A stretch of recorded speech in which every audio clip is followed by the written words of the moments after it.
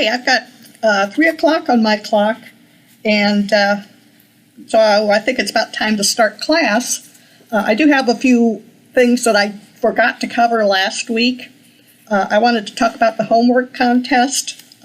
For each bit of homework you mail to your teachers, and we're the ones who look at it and make sure you're on the right track, and then we send it on to the homework site. So make sure when you send homework to us that you include your name and where you're from, whether you shuttle or needle tat.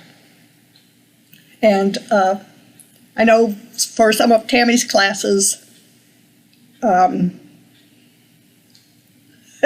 so for some of Tammy's classes, she's given you multiple entries for homework. For mine, the color wheel was the only thing I taught. So,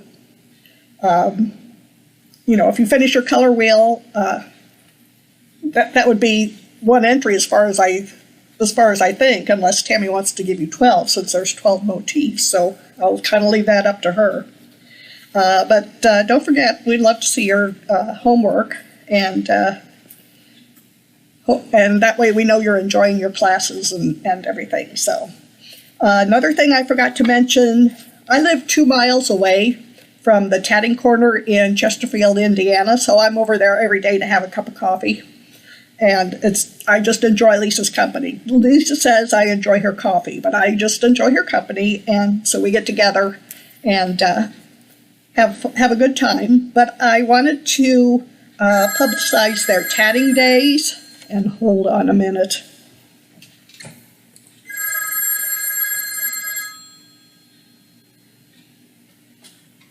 Hi, Teresa. I'm teaching.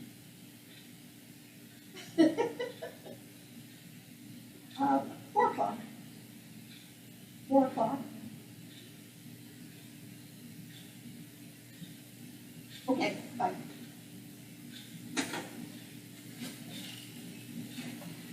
Oh, sorry about that. So I was publicizing Lisa's tatting days. And I don't know that person. So tatting days are Thursday, Friday, and Saturday, July 8, 9, and 10. Mike Lyons is teaching, and I'm teaching. Sharon Fawns is teaching, Shauna Wax, and Kaye Boniface. And there might be another one or two that I'm not familiar with, but we have a lot of classes planned, so get on tattingcorner.com. Check it out. Hope we can see you there in July, and also at Palmetto's in August. And then one thing I forgot to cover was finishing your color wheel. So let me switch over here to the camera.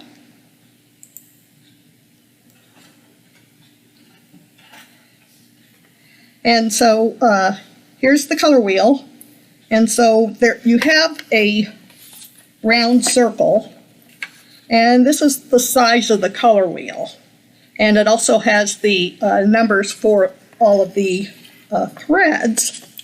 And so I would put my fabric in a hoop, because that way it holds it straight, and then I just put little dots where the lines intersect the outside circle, and that's where you would put your joins from motif to motif. And then in the very center, I also put a small dot, because on my color wheel, in the same color as the background fabric, I put a very tiny French knot. And that's where you match up the dots on your template. So you can do a split complementary, or a triad, or a tetradic color scheme. So that's how those are finished up. And then a lot of times you can use your thread ends to tack down your color wheels, and that way your thread that you applique your color wheel on, or your motif on, actually matches the color that you made it with. So it helps hide where you're sewing it down. So are there any questions on the rest of the color wheel? The Elizabeth color numbers are on the handout, And it has the pattern for the circle. And I think that's on page 3 of the color wheel handout. So you can get that online. Okay.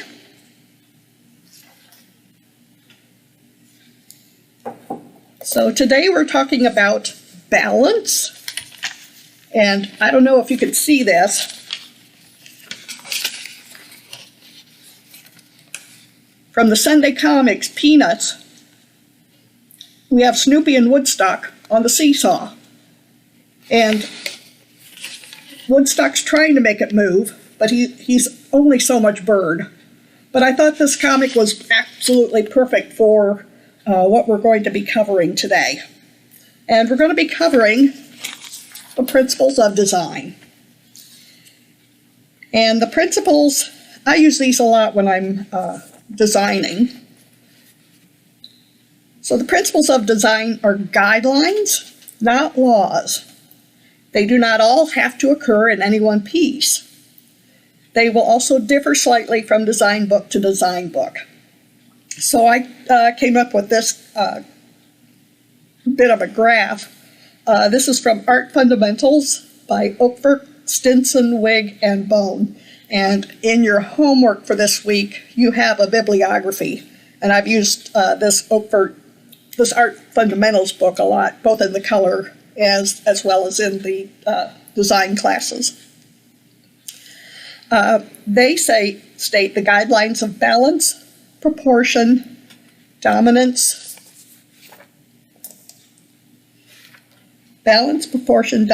movement, and economy are governed by a balance of harmony, which is repetition and rhythm, and variety, which is contrast and elaboration.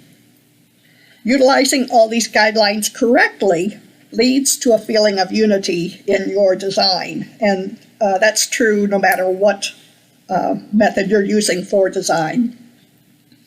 As an artist, I'm looking for unity in my designs. Everything in the piece is needed, nothing is extra, and everything works together. The viewer's interest is captured and held as his eyes move around the piece.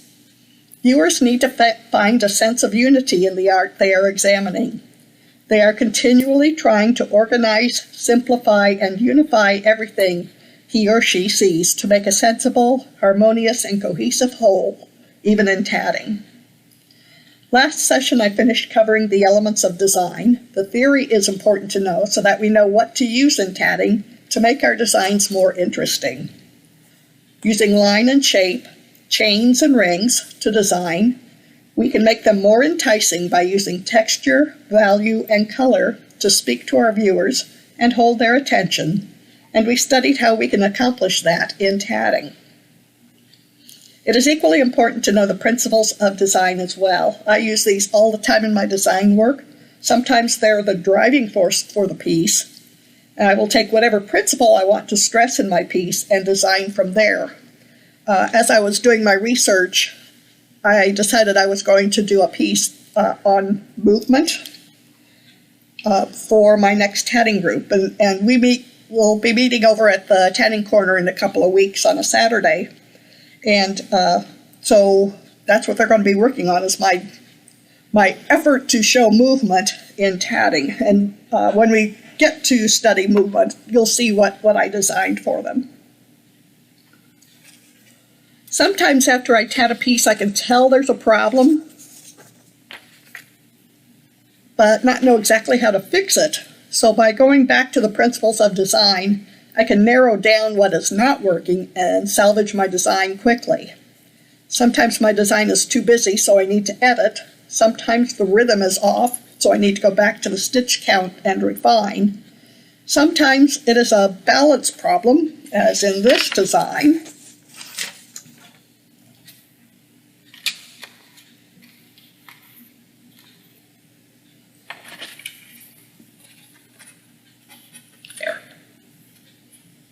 This is my Supernova design that I'm going to be teaching at Tatting Days at the Tatting Corner in July. It's a design I made using just chains. Now, if you remember, I gave you the assignment last session to make a design of just chains. And I never ask you to do anything that I wouldn't do myself. But you say, look at the ring in the design. That is an SCMR. It's made as a chain, but modified into a ring shape. So if you remember from studying line last session, we can use line to define a shape. In my design, I'm encasing a found object, in this case a large jewel, between two ring shapes in tatting. What holds the found object in place are the joined picots between the two ring shapes. This is a different technique than ice drops use. For needle tatters, it would be impossible for them to work this technique using two rings. But by using two tatting needles and the SCMR technique that they already use with rings and chains, they can join one chain to the other a heck of a lot easier. The jewel I chose, on purpose because I'm basically kind of an evil person. That's what my students always tell me. Actually, I just like to challenge them.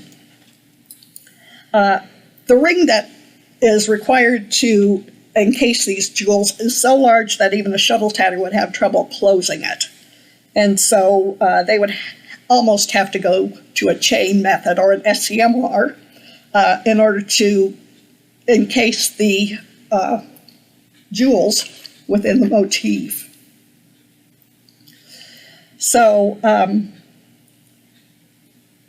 the balance was off after I finished it. And what I ended up doing, because of time constraints, I took a tuck in my zigzag chain and shoved it underneath the jewel so I could get a marketable photograph for Lisa. But I didn't originally want both sides of my Z chain, which I got from Muskin's chain sampler, to match. So once I got a decent photograph, then I unstitched the tuck I took in that chain. And so I'm going to have to retat it anyway, but, you know, I almost kind of have to do some thinking in order to put the balance back on track, because this area out here is way too big for the rest. It just doesn't work. So I'll keep you posted on how I get that solved, but there's a few other wobbles in here as well, but for the most part, it's not too bad. I used the silver Liz Metallic and the Rainbow Splash thread for this, and I love the way it turned out. So, but I used the SCMR technique for the center. There's a lock chain, a pearl tatted chain, and then the Z chain from Muskin's chain sampler. So there's that one. So a strong sense of balance is within each of us. We're symmetrical, more or less. If you draw a line down the center of our face, one side matches the other side pretty closely. If something is unbalanced, we feel an unease. We want to rearrange things to feel more comfortable. We want balance on both sides of a vertical line. We also want it balanced on both sides of a horizontal line as well. If the piece is balanced properly, it produces a feeling of stability and calm. We can deal with a little unbalance horizontally if more weight is towards the bottom of a design, and that is due to the effect of gravity. We're so used to gravity keeping things down that, you know, if we have that bottom area too high, it almost throws the balance off.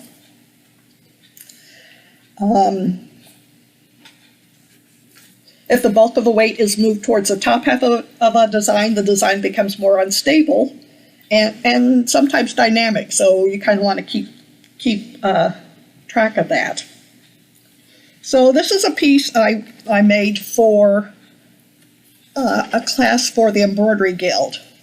Now, the Embroidery Guild says everything must be made with a needle and thread, which this is needle tatting. And usually classes for the Embroidery Guild run 2 days. That would be the shortest. Every once in a while you can get a 1-day class, but this one was for 2 days. And it's got a little bit of embroidery to it, as well as beginning needle tatting. And I've had a hard time selling this, and I think it's because I've got too much down here, that if I got rid of my doily edge and brought the bottom up a little bit, I might get a better picture. I'm going to have to fiddle with this and try it out and see if it makes a difference. See if I can get it picked up, because I really have a hard time getting people in the Embroidery Guild interested in tatting of any sort. So that's what I'm going to do for that. You also see I've got L brackets, and this is part of your homework, is to make a couple L brackets and then put them on different magazine pictures and see if you can throw off the balance of the magazine picture. See what happens when you put too much at the top and not enough at the bottom. So you can kind of play with that horizontal balance line a little bit with these. We're also going to use these next week in an activity, so the directions for making these are in your homework, your balance homework handout. So most of our tatting designs are symmetrically balanced. However, once you venture into tatting animals, you venture into the world of asymmetrical balance. This is a little guy I designed for Canada's tatting day. Of course, he's a beaver, and that was a big thing for Canadians. They just loved him. So if you draw a line down the center, one side does not match the other. And if you draw a line across, one side does not match the other. And so to balance an asymmetrical design, you'll almost have to rely on the variety, the contrast, and the elaboration on your piece to get it to look correct. One way to balance these designs is using value and color. For a small area of a dark color will balance a larger area of a lighter color. For example, if you have a small dark squirrel tatted in a dense pattern, it will be balanced by a larger, lighter colored, lacier tail. The beaver here, the purpose of this design was to teach the onion skin join, which is located in the head and the body. The texture of his tail balances the interest in its face. So what could have been better was if I'd made his tail darker, and then I would have a small area of dark balanced by a larger area of light. And I think in real life they do have a darker tail. So even Mother Nature follows the rules of design.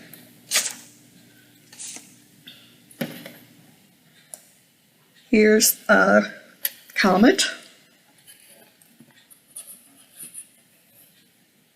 This is from Oh My Stars. Again, I've got a, kind of goes that direction. And I have a symmetrical star with a very large tail that I've balanced with the interwoven picots. So the texture there helps balance the smaller star.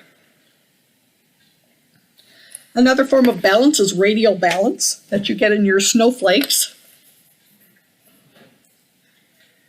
Let's see here. Where the design tends to radiate out from a central point. So this is let me get a darker background here.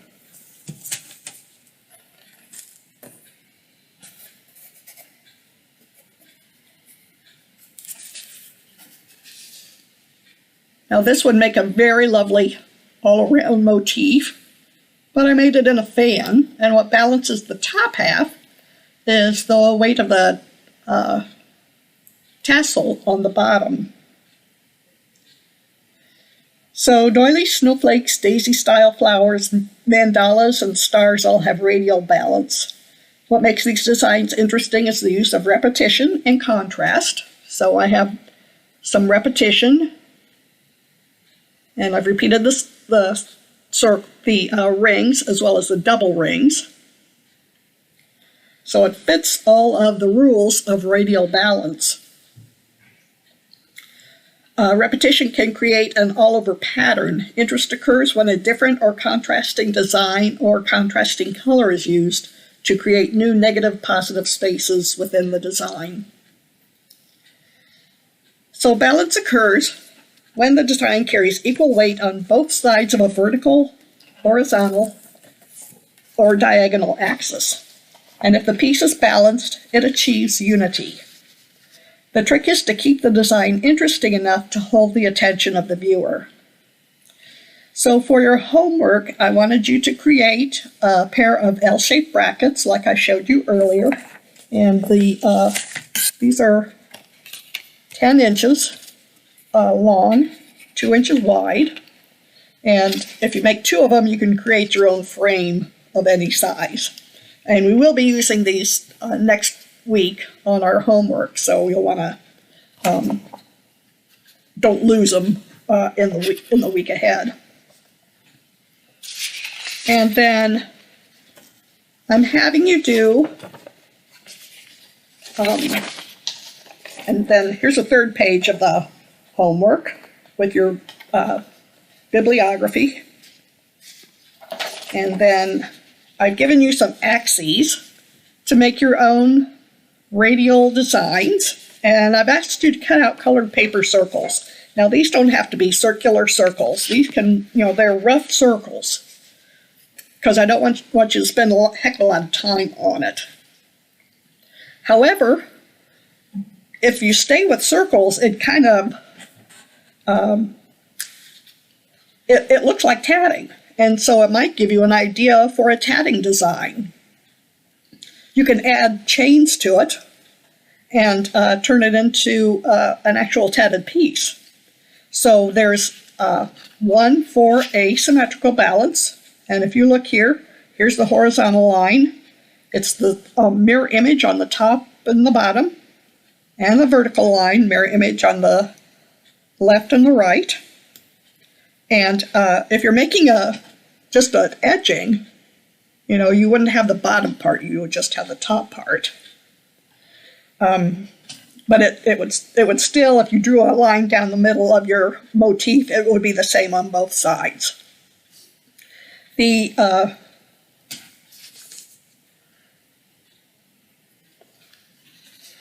asymmetrical would be something similar to my comet. And then the radial would be something similar to your, I think I gave you six, yeah. So you could turn that into a snowflake or some other kind of motif, or even do a fan like I had done. So just cut out your circles, and if you've got separate circles, rather than drawing them on, if you cut out circles, you can kind of move them around until you're happy with your design, and then go ahead and glue them down. And then if you choose to go ahead and try tatting it, then you would have 3 entries in the homework contest. So, when you turn those in, be sure you turn in your rough design from the Principles of Design Balance homework, as well as your tatted piece, so I can see where you started and where you went with that. So that is that for this week. Next week, though, I want you to bring 2 to 3 photos of insects. Now, I'm not going to have you tat insects, but we're going to use them as a tool to create another tatting design. So 2 to 3 photos of insects, large insects, about 3 to 4 inches around. And then you'll want some tracing paper, a pencil, possibly a small straight edge, and your L brackets, because we'll be using those as well. And I'll show you how to work through that. If you want to work along with me, that'd be fine. And but there is preparation for next times. So, are there any questions?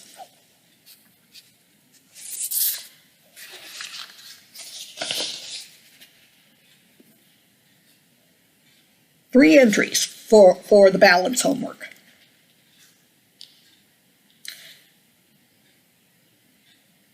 No, this is my design. You have to do your own. Yeah, Joe asked if, she said her first sheet didn't have any circles. That's fine. You have to come up with your own, Joanne, or Joe.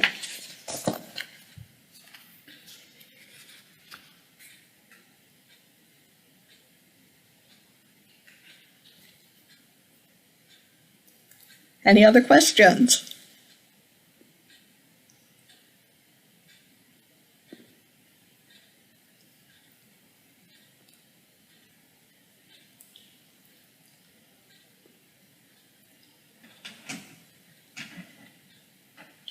Yeah, most of these pieces, little tatted pieces I showed you are already in my book, with the exception of the Supernova.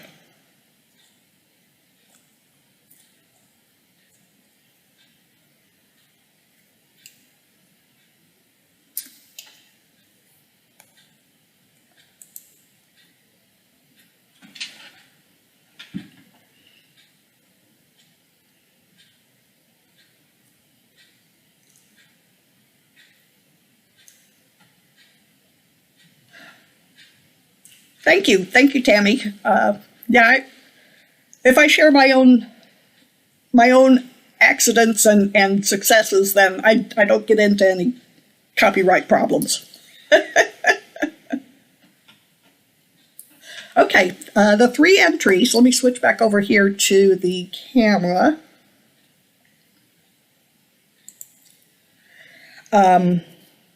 Yes.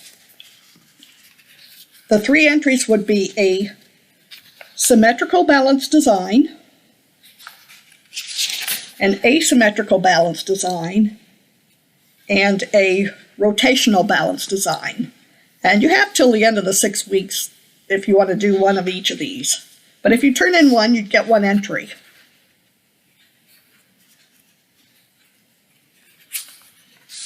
But you've got the possibility of 3.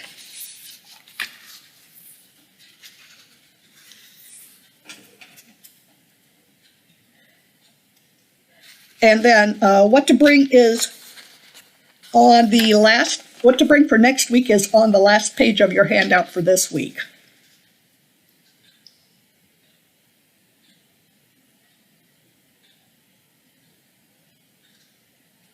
Yeah, on the page with the bibliography, it has number 6, preparation for next week's activity.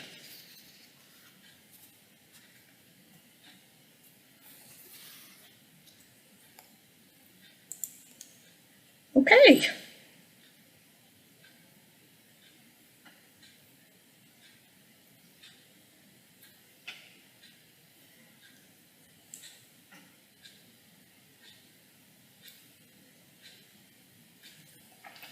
Okay,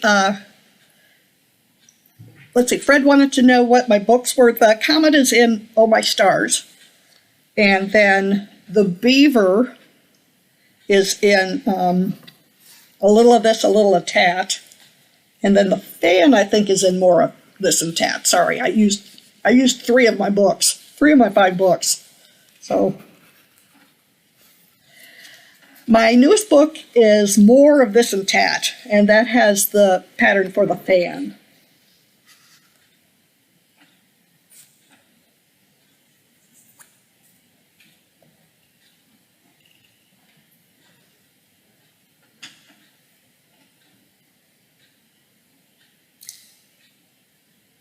I would go ahead and use, Joe asked about, do we use the circles for page 2, where we do the asymmetrical and the rotational. Yeah, go ahead and use the circles too, because that way, before you glue them down, you can kind of arrange them, because you might change your mind once you get them placed out and decide, well, I might want to, this one, switch back over here. This one, I might decide I want to put a circle in the middle, although it would sure throw things off. But, go ahead and use circles on all 3, and that way urges you to maybe tat them. So for the asymmetrical, you might want to add in some chain lines. So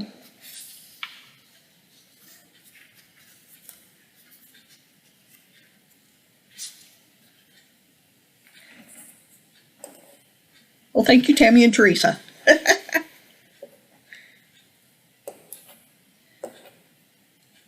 Yeah, I hope they don't have mistakes, but the very first one I did was Oh My Stars, and as soon as I printed 1,000 copies, I found a mistake. So I had to be sure I put in an errata sheet with each one of those. What a pain that was.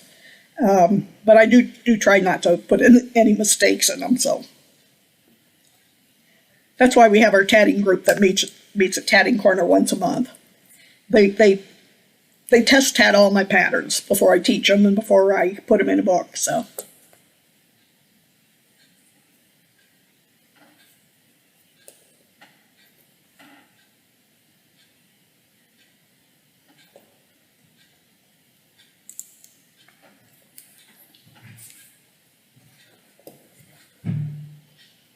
Yes, we want your own design, so.